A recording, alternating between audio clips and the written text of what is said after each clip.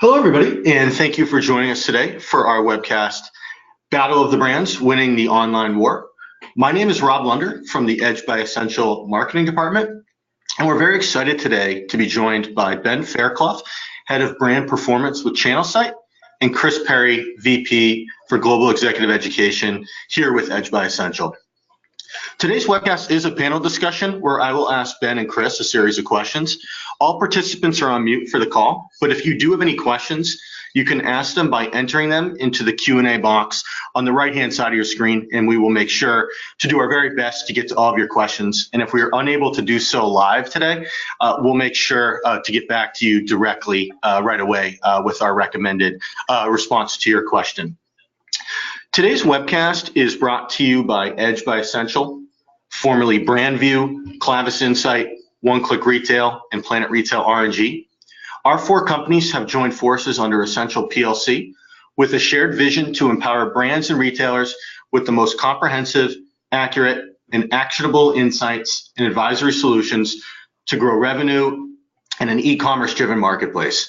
We partner globally with the world's leading brands and retailers to identify strategies and to provide weekly, daily, and real-time digital shelf performance KPIs, including pricing, promotions, availability, traffic, conversions, sales, and share. Today's webcast is also brought to you today by ChannelSight.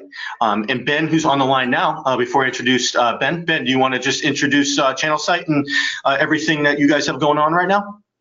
Yeah, absolutely. Thanks for that, Rob. So yeah, ChannelSight is what's known as a where-to-buy solution.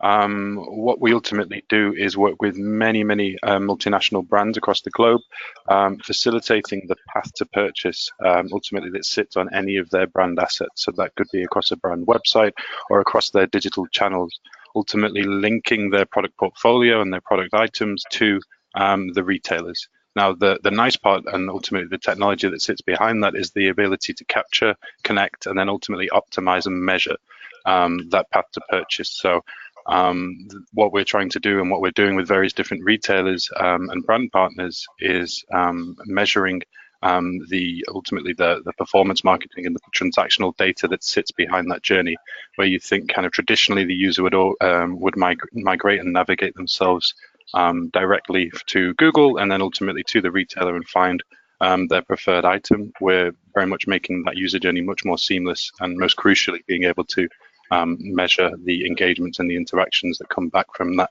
user journey. Also packaging in complementary items that were sold as a result of that user journey, and also most importantly, I guess, competitive items as well, such as the competitive brands that we see from the sales and the transactional data that we measure. Cheers, Rob.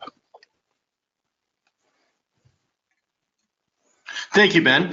So you just heard from Ben Fairclough. Ben is the head of brand performance at ChannelSight.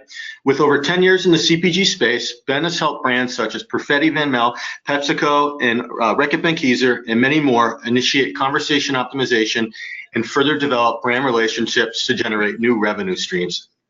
Also on the line today is Chris Perry. Chris, again, is the VP for Global Executive Education here with Edge by Essential. And Chris is on a mission to help empower leaders of change, both people and organizations, to become better at what they do so that they can make the positive impact to which they ultimately aspire. Over his career to date as an FMCG e-commerce practitioner, he has led the e-commerce strategy, organization, capabilities, and activation across Reckitt Benckiser, WellPet, and Kellogg's, generating over $350 million in profitable revenue growth, thousands of BPs in online share leadership, and collaborative joint partnerships with over 25 plus top e-retailers. So again, very excited to have Ben and Chris on the line. Before we get started today, as we move forward to the next slide, I'd like to introduce Chris, who will give a quick overview of the current state of e-commerce and what you should be looking out for. So Chris, I'll turn that over to you. Thanks, Rob, and very honored to be here today. You know, while this isn't going to be a surprise to anyone on the line, I think it's always important just to provide the why we're talking about the battle of the brands and winning the online war. The reality is, while e-commerce has been a small single-digit number or a low double-digit number at an overall multi-category level for many years, it's ramping up quite quickly. And while the store-based retail model isn't going away anytime soon, it's ever being digitized and e-commercialized. And I think it's important, though, to note that literally in 4 years, we estimate that global retail will be 25% online, not to mention the influence sales that are driven by online activations and influencers, but that drive the offline sales and sales growth. So clearly very, very important. And that 25% e-commerce penetration has a lot of implications to the brick and mortar models that do not pivot and do not adjust the role of the store of the future, that we can't fully capture because it'd be making a lot of very aggressive assumptions that we don't know yet. So this is a linear expectation based on what we know, but there's a lot of unknowns that will come because some companies aren't making the pivot. And again, not surprisingly, e-commerce is driving over half of CPG growth or FMCG growth over the next 3 to 5 years, and will continue to be one of the largest growth drivers in total retail. So again, the stores that are growing will change who is growing, so that the players will change who still own stores and the scale of stores. Those who are going to ultimately win the other half will be those that have pivoted omni-channelly or via pure play marketplaces, as we have a number of leaders globally today, the Amazons, the Alibabas, the JD.coms of the world. So it's always just good to set that context. We know that this is important, and many on the phone may be the choir that we're preaching to, but there may be some other people who need some of these stats just to back up why now is the time to activate. I would have said 10 years ago was the time to activate, but now, if ever, is the time to pivot your business, whether you're on the retail or brand side. Thanks, Chris. So the first question for today, and I'll pose it to Ben first. What challenges are the brands you're working with experiencing when selling online? Thanks, Rob. Yeah, so just to kind of dive into the question, we do have a lot of contact with different brands across many different verticals, and there are a lot of kind of red threads that sit behind a lot of those conversations that we have, and I just want to loosely walk through a few of these right now. The first one, I guess, is ultimately tied to legislative and legal barriers. And what we mean by that is that there is a real reluctance to actually promote specific retailers over another, whether that's down to contractual obligations or ultimately competition law that sits in that market. There's normally also kind of aligned with that a real fear of promoting price and promotions. And I think when you think towards how a retailer operates versus how brands operate today, a retailer ultimately doesn't really have any conflicts of interest to promote a low price point. But brands at the same time seem very reluctant to actually push price as a call to action data point in front of any of their users. They see themselves ultimately as the recommended retail price guardian, and don't want to show any preference or any sort of user manipulation towards a given retailer, which is something that to drive incremental and to drive stronger conversion rates is a really important part of the user journey. The second thing that we see is that a lot of the corporate structures that sit within brands still aren't really geared towards e-commerce kind of performance marketing KPIs.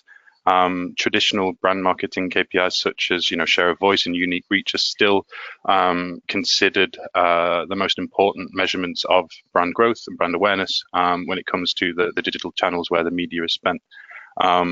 What shift needs to be made is to actually start to use click-through rate and conversion rate and various different kind of performance marketing KPIs as part of the media spend in order to start learning and living with those media budgets that a lot of the brands are using today.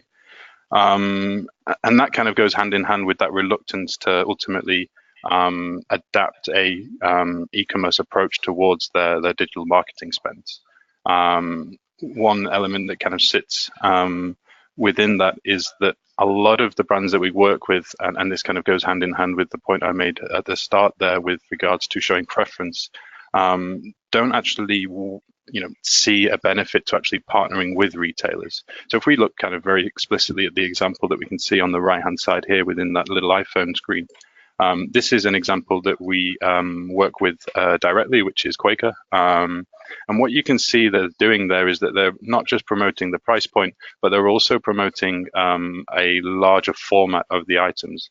And what I mean by that is that they're showing a 12 cup pack of that item. So if you think about the slight differentiation between the user that's going in store ultimately to pick up a single item versus the user that ultimately wants to purchase something online, they don't want to buy a single item. They want that order to facilitate that product's usage over the next 2 weeks or 3 weeks before they actually repeat that order down the line. The important thing as well is that they're integrating familiarity with the retail partners that they've chosen there. So Amazon and Walmart, as we all know, are two of the biggest pure players, but also offer a very good convenience and very good trust within that sector. So what Quaker are trying to achieve here is ultimately answering all of the questions possible that a user might have before migrating through and ultimately losing control of that user at Amazon or at Walmart. So what we mean by that is that they're showing the 3 different product variations available, we're showing the price points, and then integrating the buy now button so they can migrate to the retailer in order to ultimately convert with their preferred product choice. And what that also ties into is the fact, like I mentioned earlier, whereby they are not afraid to adapt their content strategy for digital versus, online versus offline. And what I mean by that is that they are using the multi-packs and the bulk item product variants inside of their content strategy as well, because they identify and they're aware of the need to ultimately differentiate the digital journey to the offline journey. And I think that's obviously one of the key pieces is to kind of call out as far as where brands potentially ultimately are experiencing challenges today, is that they don't identify the need to differentiate their online strategy a little bit from their offline strategy. Omnichannel is a buzzword that's used a lot over the last kind of 5 years. But I think that it's also important to identify, what are the traction points online versus offline, and how can you ultimately embed them, and at the same time, learn from the different channels that you're working with. So I'll pass over now to Chris to kind of expand a little bit on what we just went over, and obviously provide a few more data points off the back of that.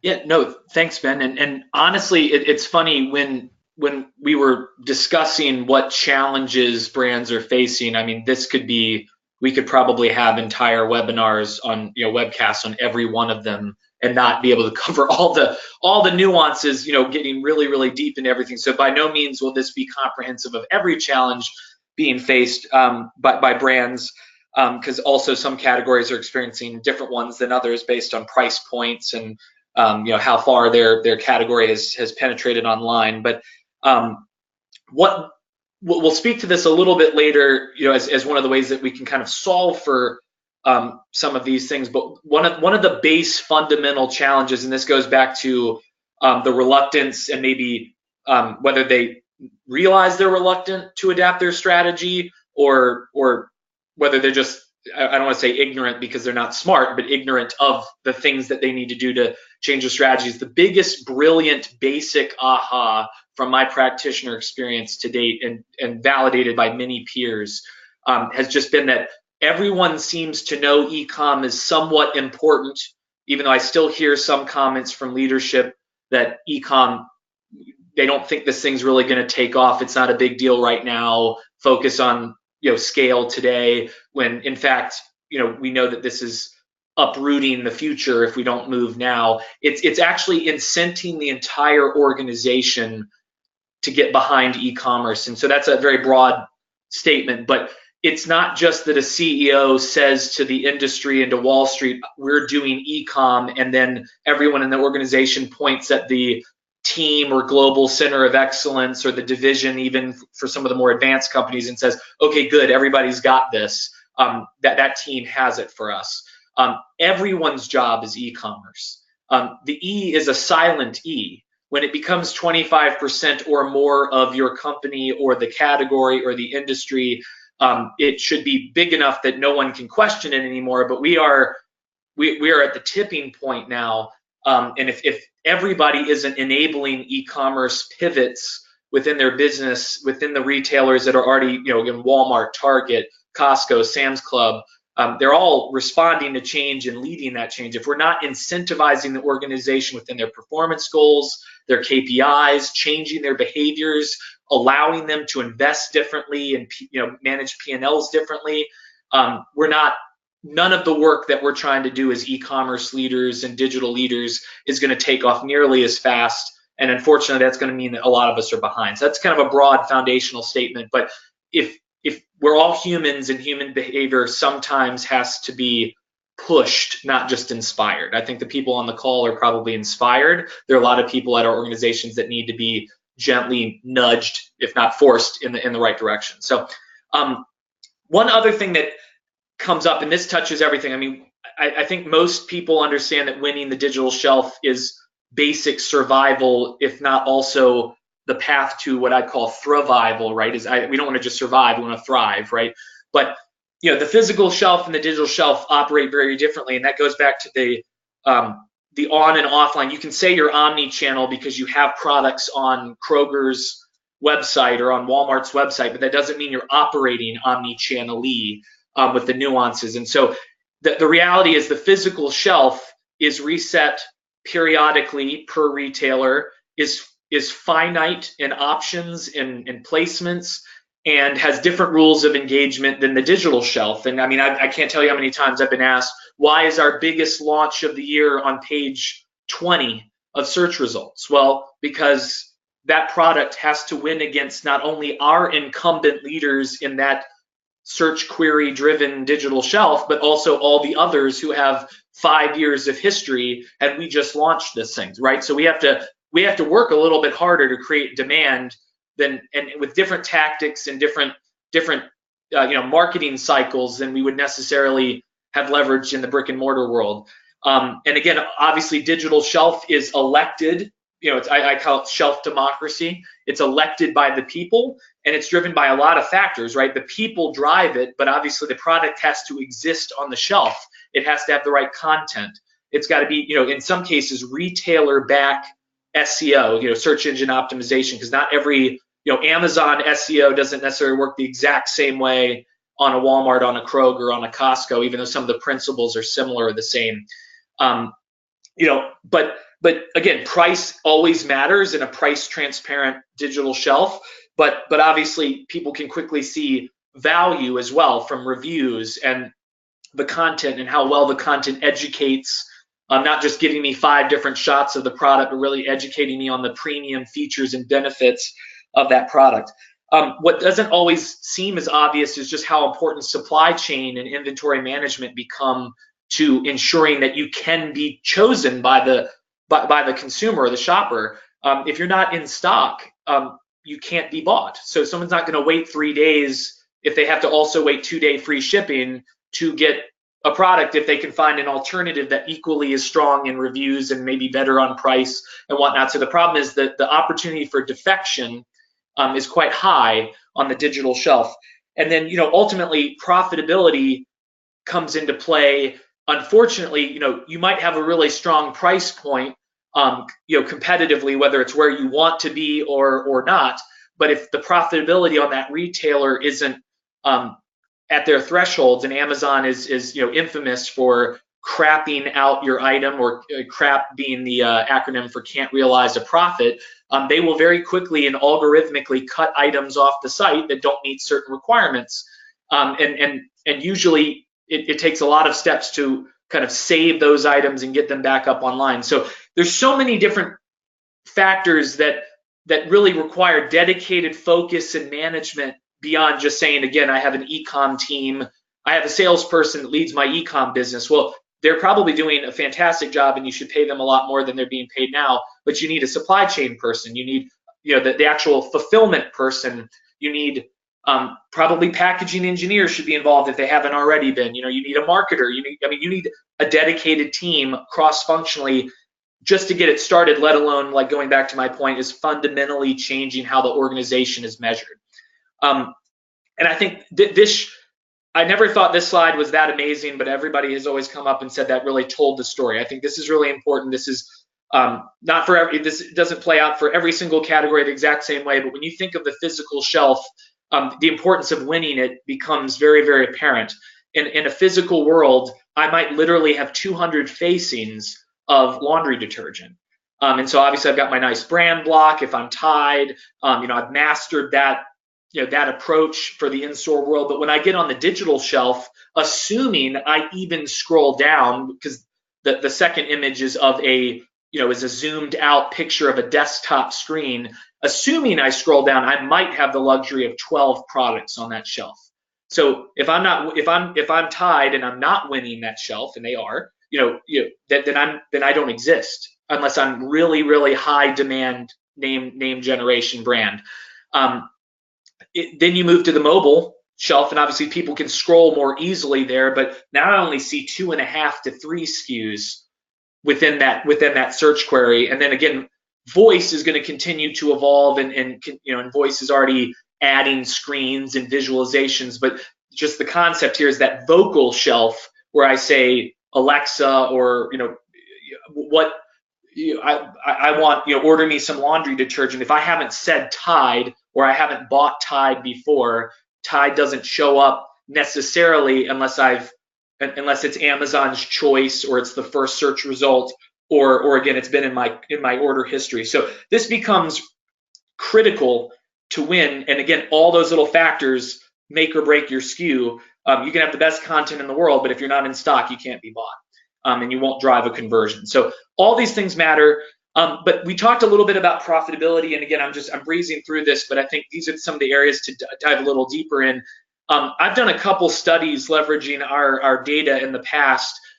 From 2016 to 17, there were 10 core FMCG, CPG categories that on average lost 17% in price point, in average to the consumer price point, over 12 months, all like items. They were the same items that existed 12 months, at the beginning of the 12 months and at the end of the 12 months. And then play that out another year, they lost, this was specifically all food on Amazon, lost another 6%.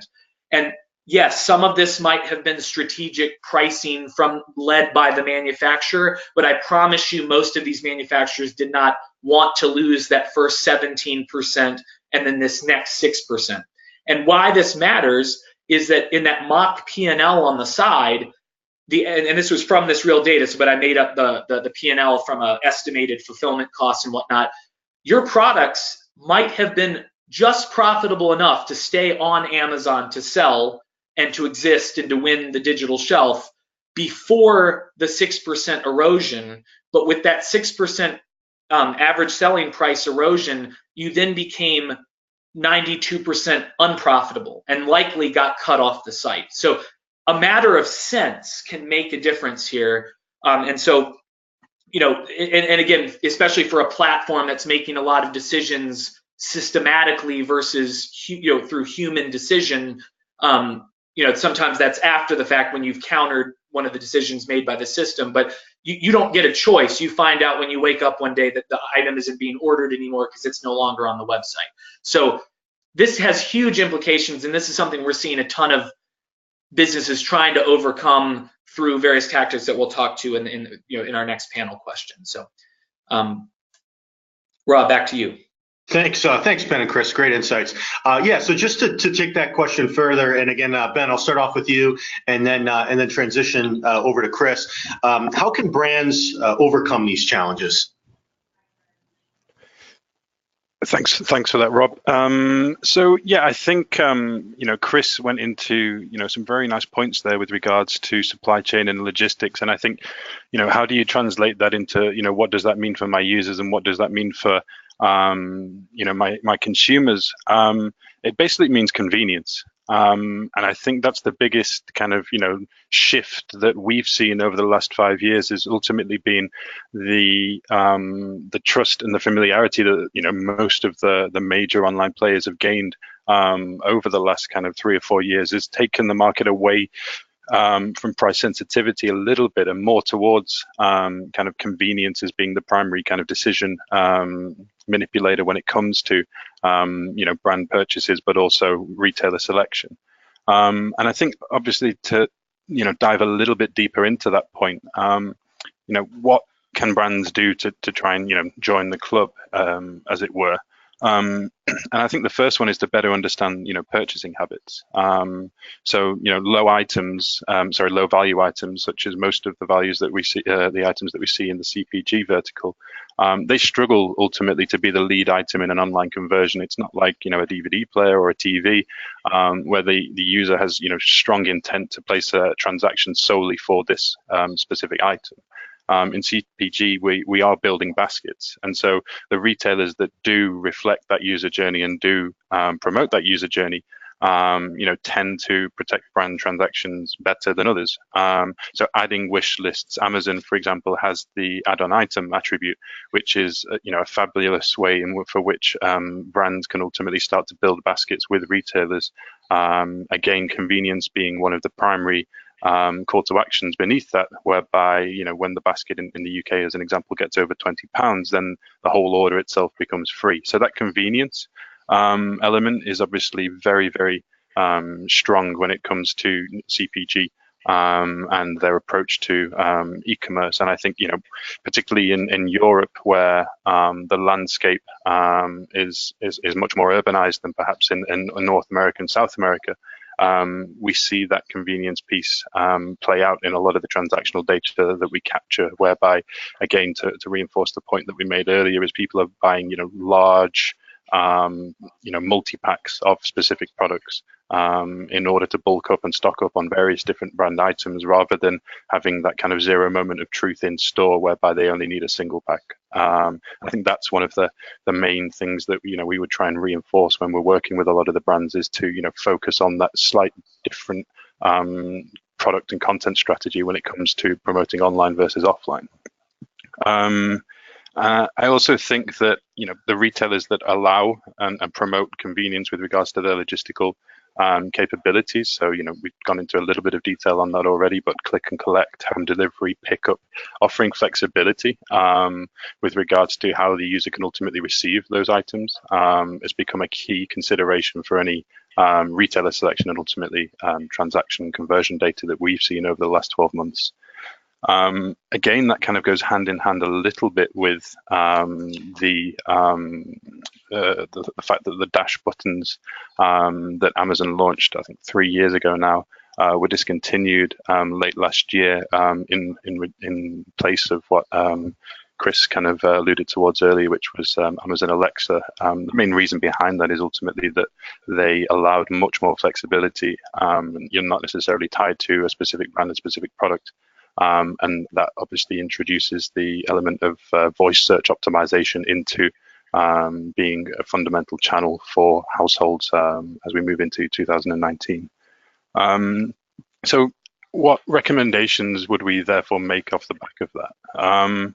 I mean, very, very kind of tangibly, it's to show users your recommended point of sale. So don't be afraid to choose a retailer, to partner with a retailer, and then to back that retailer. The more you optimize your content with a specific retailer, the more you build a relationship with a specific retailer, the likelihood is that you'll see better results.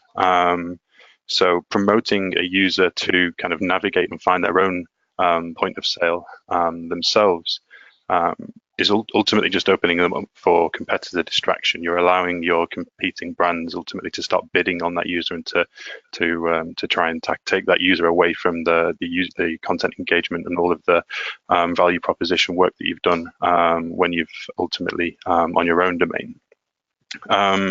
And I think the other piece behind that is ensure that you can track those journeys, so that you are starting to introduce retailer click-through rate and retailer conversion rates to your KPI and your data measurement when it comes to every single piece of content that you're working with digitally. This is helping you to ultimately identify intent, to identify user groups, which, lookalike audiences for media, lots of different implications with what you can do very, very simplistically with understanding where your users are going once you've engaged with them. And I guess the most important point throughout this, and I think, Chris touched upon this a little bit when he was talking about the digital shelf, but start trading your range. Don't be afraid to start to push price points, to push promotional deals with some of your specific retailers, even if that does ultimately mean a loss leader in the short term. The fact is that you're building brand lovers through the funnel, and if, as you can see from the subscribe and save images here, you are building lifetime value metrics and also repeat order metrics off the back of that. And also, don't be afraid to use your own channels to tackle any doubts. So, pull in UGC. Don't just put 5-star ratings on there that make the product sound like it's a miracle cure for something, but put genuine user content on your brand websites and on your social media assets to actually look like you're providing the user with a more impartial purchasing decision. So yeah, that's kind of what I wanted to just quickly cover with regards to how to overcome these challenges. And again, it's very easy to just say 2 or 3 things behind what needs to improve. So I tried to kind of generalize a little bit on what I think are the more immediate changes that can be made to how brands try and market towards retailers and partner with retailers. It's not just a click your fingers job, but I think at the same time there are some fundamentals that we can put in place in order to try and see ultimately short-term results. And I think starting to trade your range and your product portfolio with your various different retail partners is a great place to start. So yeah, over to you now, Chris, I think. Yeah, no, and to complement what Ben just said, and also pull in one of the challenges that he mentioned earlier. Again, now where it might be a legal thing, obviously, I always want to respect legality, but I've seen a reluctance, even when there wasn't any sort of partnership or legal barrier, to driving traffic from kind of the traditional national brand advertising or shopper marketing budgets to be digital and to drive to the digital shelf. And I've seen the brands that have started to overcome that by, I would say, vastly increasing their retail media, retail search, not just Amazon, but across a lot of the other omni-channel leaders are seeing some very strong results. Yes, getting learnings and failing fast and optimizing, but you have to think and we have to play this out. Obviously, there's lots of pockets of funding that are historical legacy investments that we've made that probably aren't as productive or don't immediately influence our digital shelves across these retailers. But if we're not driving the traffic to these retailer sites and winning those digital shelves at our key retailers, over time, if we're not number 1 online, they're going to they're ultimately going to change their planograms for whatever the future of the store, the interior store, center store looks like, to favor the winning brands digitally, which is where most of their initial traffic and their consumer and shoppers are engaging. So when you think about it, like Target has done a fabulous job, I think, recently of differentiating its in-store portfolio by not only launching its own private brands and private label, high quality private label brands, but bringing in those digitally native brands like Harry's, investing in partly acquiring Casper mattresses. And again, think about it. That's a finite store that's bringing in finite store placement, bringing in brands that started online, giving them a growth opportunity with new shoppers in store. But it was the digital growth that influenced what they brought into the physical store.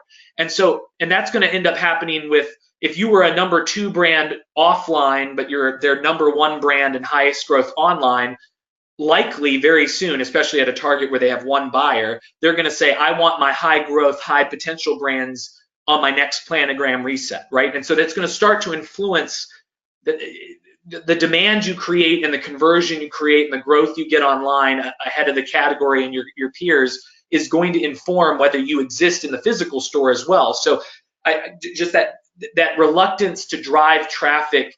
I understand that there was reluctance to drive to Amazon when they weren't one of the traditional players that you won with, but not to even drive it to the Walmart shelf or the Target shelf or Sam's Club, I think has held a lot of people back who would be the incumbent leader and could have maintained that online. Again, challenger brands are using marketplaces left and right as an equal playing field to launch themselves, and all of their money is being spent on those platforms, whereas we're bickering over whether we should whether we should drive any more towards a retailer that we already use, that we already promote but we don't name. And I think so, as long as there isn't a legal barrier, the brands that we've seen that are starting to drive that demand, drive that traffic, leverage where to buy solutions as just one of many strategies, are winning.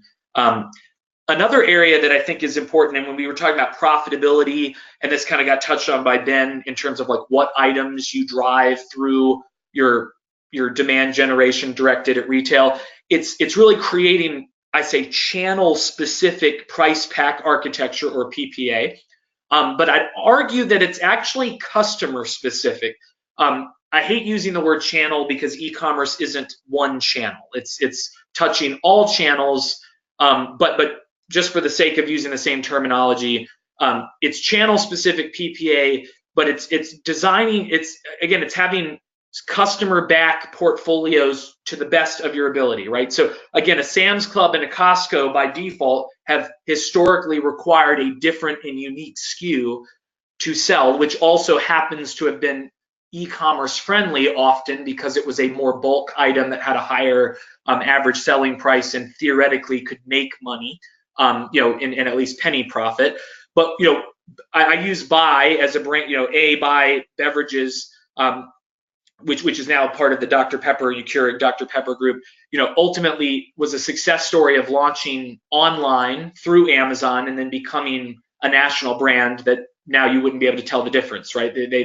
But they were successful through the e-commerce ecosystem. But what they also did well, and that they did have the luxury of flavors, right? So flavors allowed lots of combinations, but they have unique packs on each of the different mass retailers. They also have the club unique packs on Sam's Club and Costco, and these are just some of what they have. And then you can technically get some of the core like single flavor products everywhere, but it gave access to all to their broad portfolio, but then gave promotable items something unique that no one could price match on easily. And again, that helped them maintain, obviously some channel strategy, channel governance, protection, and a little bit, of the blowback that would normally come from the same items being everywhere and being matched all the time. But it also gave them something they could really drive with each retailer that had long-term sustainability. And this isn't a one and done. You got to constantly be revising, and optimizing this. But this is one strategy that we've seen very, very successful. And then also, there's a whole, I would say, science to protecting your brand online. And I don't want to dismiss that, like, again, it's worthy of its own multi-hour session, but part of this from a commercial standpoint is promoting. When you promote thoughtfully, not that you don't mean to, but don't just run coupons that everyone can match on a per item basis.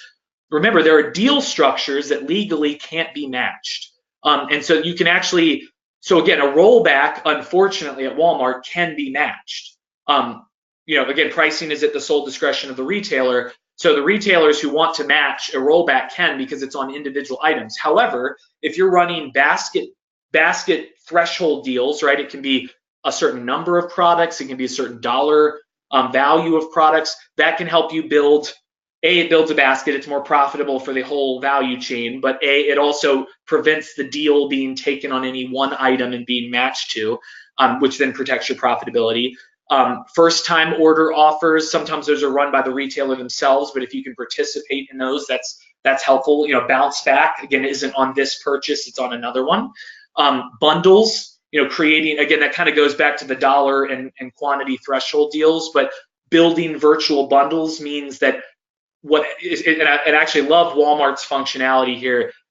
It's not rampant throughout the site yet, but you can create bundles where the shopper can choose which flavor or variant that they want to create their own bundle, and then with the bundle they save an extra 10% or whatever the aligned bundle discount is. So it allows, nobody can match on an individual basis because the system doesn't know what the shopper chose, and it's not on one item. And then remember too, there's also offers that don't have to equal dollars off, right?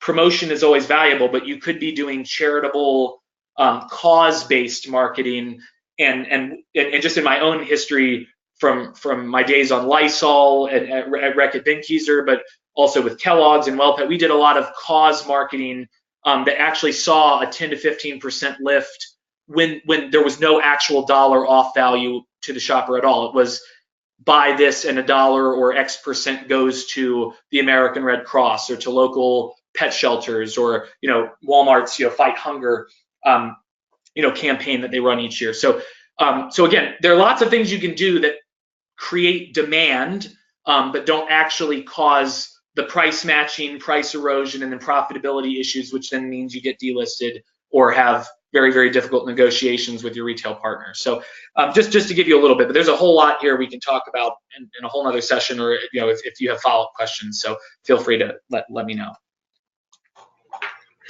Thanks, Ben and Chris. Next question as part of the panel today, and again, Ben, I'll pose to you first. How do I improve the customer shopping experience? Yeah, thanks for that one, Rob. So yeah, we've loosely touched upon how we can obviously try and drive conversions through a lot of the retail partners and major pure play retailers that exist on the market. But I think it's also important to identify that within CPG, I think the slides that Chris presented at the start, over 80% of volume is still going to come through an offline channel. So how can we use that known data and known KPI to our advantage? So given that 26% of offline CPG sales actually start online, then how can we actually use that user engagement and user interaction ultimately to our advantage? So Chris walked through ultimately some of the things that some of the American retailers such as Walmart, Target, and Amazon are doing in order to manipulate the user experience and drive click and collect and various other different convenience benefits to the users. But one very simplistic way to kind of approach this as well is just to show them an offline store locator. Why is that relatively useful? I mean, ultimately it shows them where the product is available, and it also is extremely helpful to a brand manager or a data analyst who is working for you to start to build up audience segments of ultimately what an offline intent user looks like versus an online intent user. As we know, millennials much more readily purchase online versus offline, but we still see that in certain demographics and certain interest and audience segments that offline is the preferred channel. So instead of bundling all of your media spend and all of your CRM kind of engagements into just a single source or a single group, this is a really nice opportunity for brands ultimately to start to segment their users into lookalike audiences for offline and lookalike audiences for online in order to ramp up the optimization and ultimately the efficiency of the media spend that sits beneath that. And I think that also has a benefit with creating exclusion lists and also adapting the content that you're pushing towards each of those audience segments as you start to kind of excel and expand your media strategy online. I think the other part that we've also mentioned is that some users and some countries suit different types of ultimately purchase points. So in certain markets, you'll find that user trust and user experiences with a lot of online retailers is still not optimal. Some countries and some markets, it's still going to take 3 to 7 days for you actually to receive an order if you purchase it online. Some of them also don't have chilled storage, chilled logistics. There's a lot of barriers that still exist in CPG for you actually just receiving your items online. And as a result of that, ultimately, it's very important to try to make sure that you are still trying to capture that intent and capture that engagement so that you can use that to spend your dollars more smartly when it comes to, trying to capture new users and acquire new customers. So that's I think all I had to say on that one. Over to you now, Chris. Yeah, no, and just to add to this, from a shopper experience point of view, one thing, and this may seem obvious, but it's funny, I think if we all go back to our brand teams or happen to be on brand teams, that if you're lucky to have like one brand, then this becomes really easy.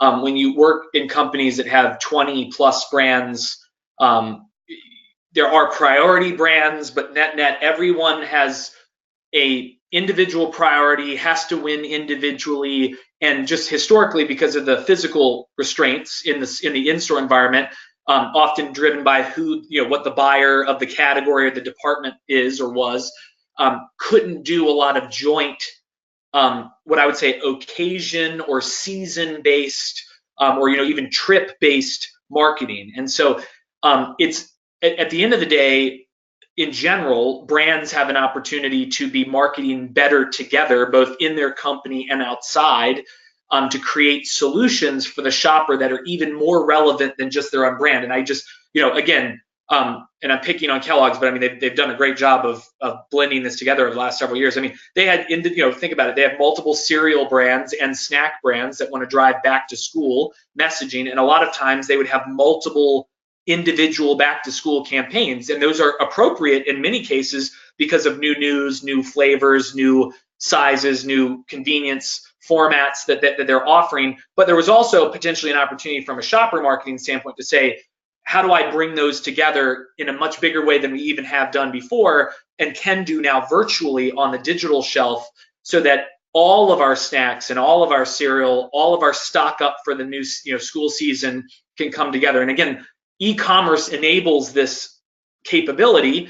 It's just that the traditional behavior wasn't always in favor of that, and so that e-commercialization has brought that on. And that was true at Reckitt, partnering Mucinex cough cold medicine with Lysol or Dettol, cleaning, and sanitizing products. I mean, and then even going to work with Kimberly-Clark or Georgia Pacific on paper products if it was cold and flu season with tissues, or household spring cleaning with kind of the paper products. So there's lots of opportunities here, but you have to think too, what we're also trying to do is guide them to new online shopping behaviors so that we're the ones that they put in the cart. And so you have to think, what changes people's behaviors, inflection points in their life, right? Small and large, right? If you're having a baby, you're thinking about your life differently. You're willing to try new things. You are going to be forced to try new things. I can tell you, after my second child, I have stopped going to the store in almost every case. Good, bad, or indifferent. You can say I'm a bad parent, but I'm saving myself and my child and everyone at the store from having to experience two crazy Perry boys running through their physical format. So but again, new jobs, moving to a new location, as more millennials live urbanly and don't have their own cars, obviously e-commerce becomes more important. Key holidays and product launches can be obviously inflection points too. New Year's resolution. So I mean, a lot of us are already organizing retail and brands around these inflection points, but really plussing them up, creating events, partnering with the retailers to plus them up, drives broader demand that then halos on the brands that were leading it. And I'm just giving you, these were just some examples I had pulled from just my most recent experience at Kellogg's, just to give you an example. I mean, we're not the only ones out there doing this well. But again, thinking of all of the different game days, right? The Super Bowl and March Madness in the US as examples. Trying to make breakfast better in partnership with Chobani, right? And their yogurt and dairy products, right? And then partnering with other things, even in the summer when things are generally lighter for some categories because of the non-school year season and people being on vacation, there's actually a whole opportunity to partner on kind of, what we did with Sam's Club was a Summer Set Go program that was, again, broader than us, right? But really leveraged their seasonal platform and plussed it up with a solution for the shopper. So and again, these help you build baskets. They're more profitable for the retailer, and obviously they pool money together to get better ROI, disproportionate ROI from the same investment. So they can be very, very strong demand drivers for your business. Thanks, Ben and Chris. And last question today as part of the panel.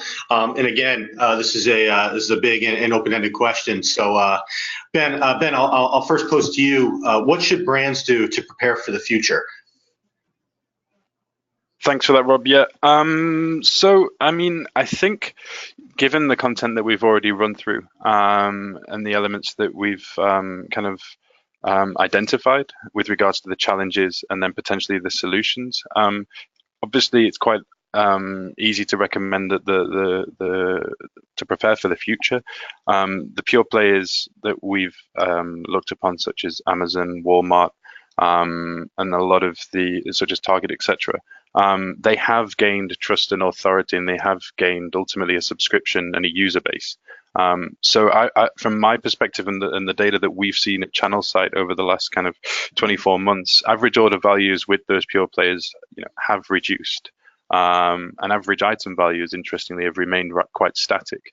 So what that's ultimately showing is that dealism is definitely reducing, and price sensitivity for certain items is also reducing in line with that demand.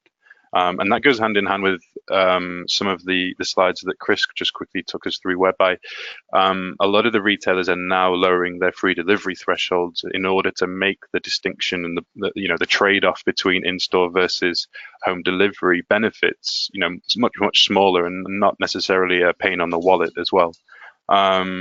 Amazon actually making a loss on free delivery is also, kind of part and parcel of that strategy, that they realize that, bulk frequency is more important than ultimately making a margin on a delivery line item. What we've also seen, and what the market data is showing that behind that as well, is that some sort of retailer subscription, i.e. retailer lock-in, is now kind of a big influence on ultimately the user's point of purchase and their retailer of choice.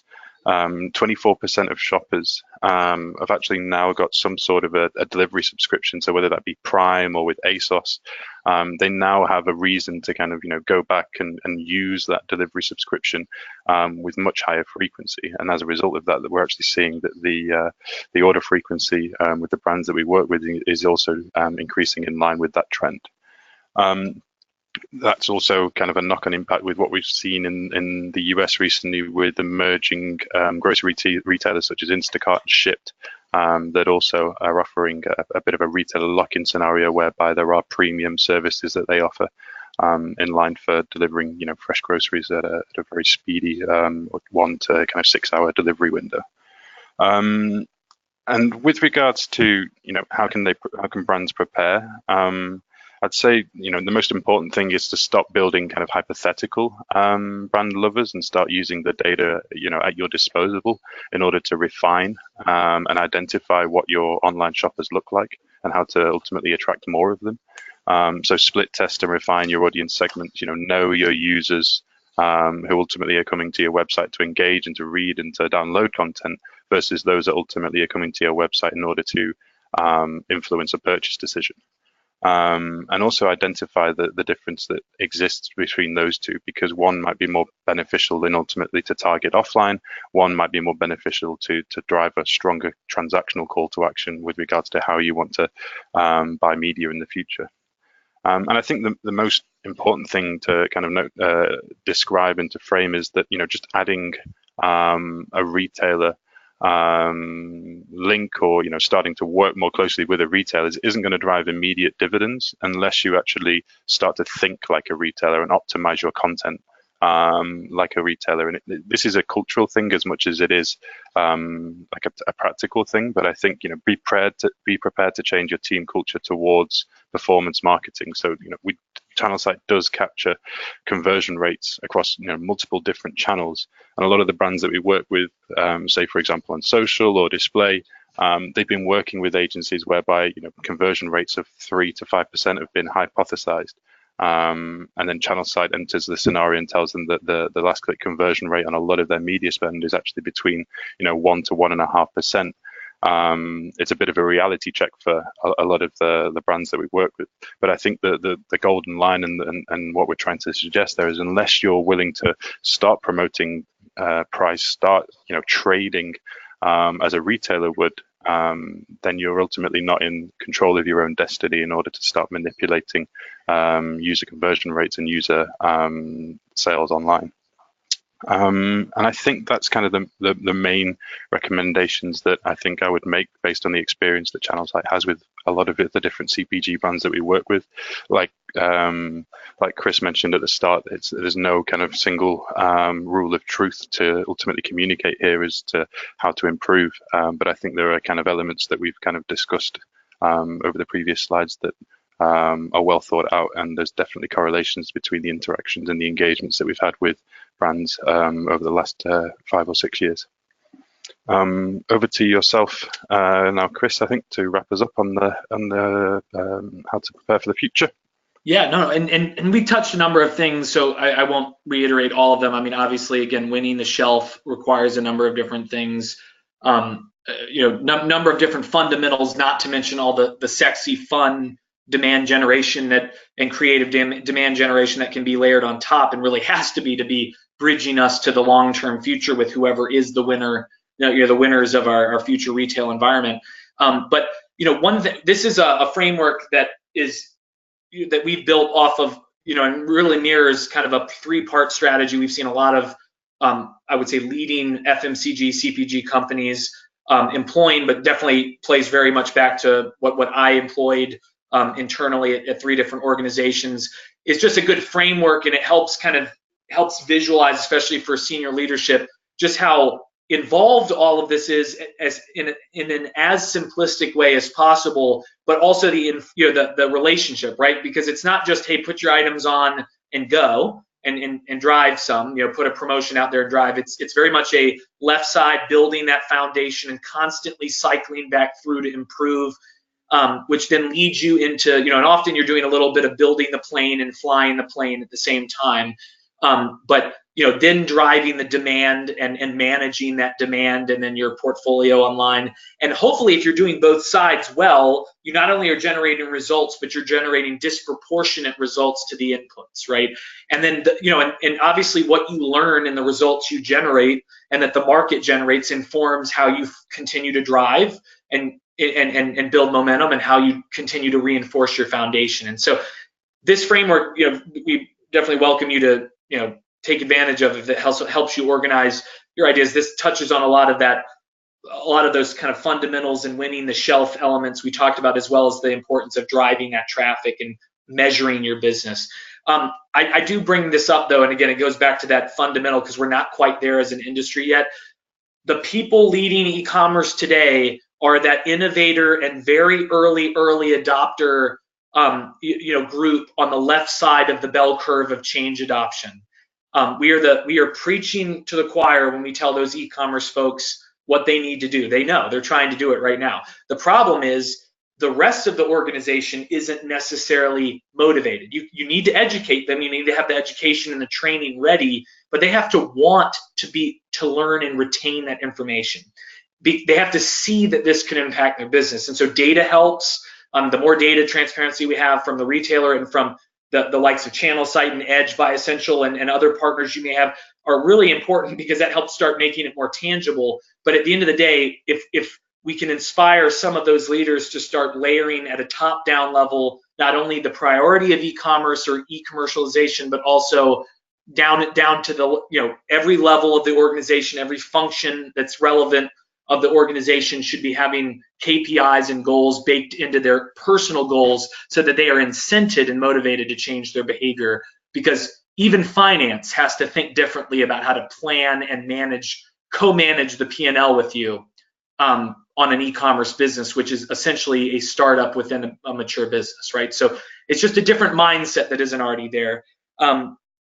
One plug just for people who want to get more hands-on into this, and we're excited that we're partnering with ChannelSight as well as a number of our other kind of synergistic partners in the space. We've got our 2 hackathons coming up in May in London. Day 1 is on May 8th. It's focused on winning with Amazon, and May 9th is at the same venue, focused on winning with the leading omni-channel retailers in Europe. And we have a number of other events in the US for any of our US-based audience as well, and we'll continue to have these twice a year going forward. But really excited about that next one coming up in May, and ChannelSight will be there as one of our masterclass teachers, and we've got a number of really cool topics. So if you're interested, you can go to our website and find the more information on the agenda and the speakers. But it's 4 brands to help them win in this ever-changing omni-channel and e-commerce driven world. So shameless plug, but very relevant for you to hack. We call it a hackathon because you hack the problems and actually come out with actionable next steps. So, so with that, I'll turn it over to Rob. Yeah, thanks, Ben and Chris. And again, great insights. really powerful analysis on the current state. So we really appreciate that. Unfortunately, we're out of time today for questions. We've gone past our allotted time allotment, so we appreciate everybody who remained on the line. We had a number of questions that come in, so we appreciate everybody's engagement, and we'll make sure that your questions we will respond to directly with our insights. So please keep a lookout for that. The presentation deck as well as the recording will be sent to everybody within the next day or two, so please look out for that. And again, here at Edge by Essential, just to wrap up, as your organization continues to build out its strategies for 2019 and beyond, we can definitely help you along that journey. And you can contact us through the email on the screen there, info@essentialedge.com, as well as visiting our website, www.essentialedge.com. There's a contact form, and we'll make sure to get back to you immediately as well. Ben, do you want to let everybody know on the line the best way to get in touch with you and the best way to get in touch with ChannelSight moving forward? Sure, thanks, Rob. Yeah. So likewise, if you want to know a little bit more about some of the points that we've discussed today, and in particular the where to buy user journey and how we can start to kind of integrate data as a fundamental part of your brand strategy, then don't hesitate to get in touch with us either at info@channelsight.com or channelsight.com. Our actual domain name, and we've got a contact form on there, and you can get in touch with us and we'll get back to you very, very quickly. Alternatively, my email is ben.fairclough. I don't expect you to know how to spell that, at channelsight.com. So if you want to get in touch, please don't hesitate. Cheers, Rob. Great. Thanks, Ben and Chris. And again, thank you for your time, and again, for everybody who joined the line. That will conclude today's session. Both us and ChannelSight are very excited to work with you in the future, and hope everyone has a great day, and look forward to speaking with everybody soon. Take care. Thank you.